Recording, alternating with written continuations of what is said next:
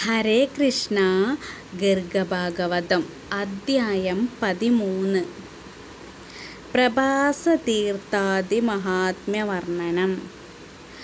ദക്ഷശാപത്താൽ ക്ഷയരോഗം പിടിക്കപ്പെട്ട ചന്ദ്രൻ കലാപരിപൂർണനായി ശംഖോദ്ധാരണ തീർത്ഥത്തിൽ സ്നാനം ചെയ്തിട്ടുണ്ട്. പ്രത്യക് സരസ്വതി എന്ന മറ്റൊരു തീർത്ഥവും ഇവിടെ ഉണ്ട്.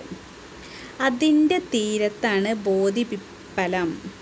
ഈ അരയാലിൻ്റെ ചുവട്ടിൽ വെച്ചാണ് ശ്രീകൃഷ്ണൻ ഉദ്ധവർക്ക് ഉപദേശം നൽകിയിട്ടുള്ളത്. ഇവിടെ അർച്ചന ചെയ്ത് ഭഗവത് ചരിത്രം അല്പമെങ്കിലും ശ്രവിച്ചാൽ വൈഷ്ണവലോക പ്രാപ്തി ഉണ്ടാകും. ദ്വാരകയിലെ ഗോമതി സിന്ധു സംഗമം തീർത്ഥരാജാവാണ്. ഇവിടെ സ്നാനം ചെയ്താൽ വൈകുണ്ഠലോകം ഗമിക്കാം. ഗംഗാസാഗര സംഗമ സ്ഥാനം 100 അശ്വമേധത്തിൻ്റെ പുണ്യം നൽകുന്നു. അതിൻ്റെ 1000 ഇരട്ടി ഫലമാണ് ഗോമതി സിന്ധു സംഗമ സ്നാനം. ഈ ഗോമതി സിന്ധു സംഗമ സ്നാനം കൊണ്ട് ലഭിക്കുന്നത്. അതിനടിസ്ഥാനമായി ഒരു കഥയാണ് ഇനി പറയുന്നത്. അതായത് അശ്വമേധയാഗത്തിൻ്റെ 1000 ഇരട്ടി ഫലമാണ് ഗോമതി സിന്ധു സംഗമ സ്നാനം കൊണ്ട് ലഭിക്കുന്നത്. ഹസ്തിനാപുരത്തിൽ കുബേരതുല്യനായി രാജമാർഗപതി എന്ന ഒരു വൈശ്യൻ ഉണ്ടായിരുന്നു. ദുരാചാരിയും ദുഷ്ടനുമായിരുന്ന അവൻ ലുബ്ധനും ഭഗവത് കഥകളിൽ വിമുഖനുമായിരുന്നു. ഭാര്യയെ ഉപേക്ഷിച്ച് അവൻ്റെ ധനത്തിൽ പകുതിയും വേശ്യമാർക്ക് സ്വന്തമായി നൽകി. കുറേ അസുരന്മാരും കൊണ്ടുപോയി.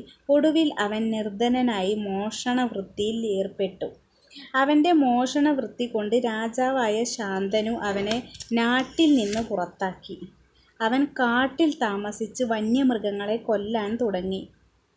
ഒടുവിൽ അവൻ ഒരു സിംഹത്താൽ കൊല്ലപ്പെട്ടു. യമദൂതന്മാർ അവനെ പീഡിപ്പിച്ചുകൊണ്ട് നഗരത്തിലേക്ക് കൊണ്ടുപോയി. അവിടെ വെച്ച് ഒരു കഴുകൻ വന്ന് അവൻ്റെ ശരീരത്തിൽ നിന്ന് കുറേ മാംസം കൊത്തിയെടുത്തു കൊണ്ടുപോയി തിന്നാൻ തുടങ്ങി. പക്ഷേ മറ്റ് പക്ഷികൾ അവിടെ എത്തി അവർ തമ്മിൽ കലഹമായി. കഴുകൻ കൊക്കിൽ മാംസം എടുത്തു പറക്കുമ്പോൾ മറ്റൊരു കഴുകൻ കൊത്തിയതുമൂലം മാംസം ഗോമതീ നദിയിൽ സിന്ധു സംഗമ സ്ഥാനത്ത് വീണുപോയി. ഉടനെ യമദൂതന്മാരുടെ ബന്ധനം വിട്ട് വൈശ്യൻ വിഷ്ണുരൂപം കൈക്കൊണ്ട് വിമാനത്തിൽ വൈകുണ്ഠത്തിലേക്ക് നയിക്കപ്പെട്ടു. ഗോമതി സിന്ധു സംഗമ സ്ഥാനത്തിൻ്റെ മഹാത്മ്യമാണ് ഈ കഥ വ്യക്തമാക്കുന്നത്.